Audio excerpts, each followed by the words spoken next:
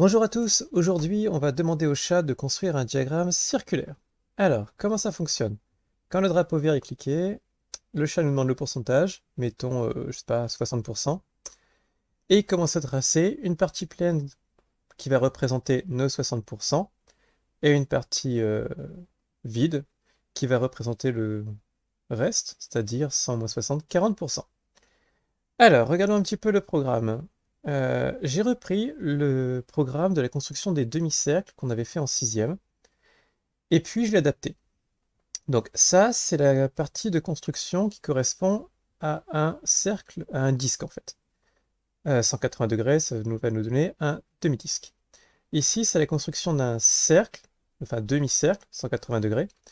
L'astuce étant de ne mettre qu'un seul pixel au bout du rayon et ne pas avoir le rayon tracé en entier.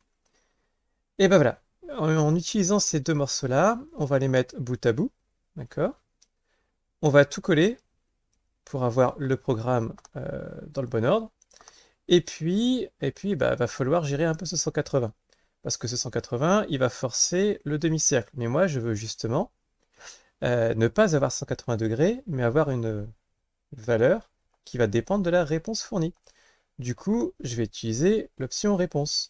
Mais je ne vais pas mettre réponse directement dans répéter, puisque sinon je vais répéter 40 fois ou 60 fois et non pas la bonne valeur d'angle. Ce qu'il faut comprendre, c'est qu'ici on met la mesure de l'angle et la réponse est en pourcentage. Donc il faut faire une petite opération pour avoir la transformation de mon pourcentage en degrés.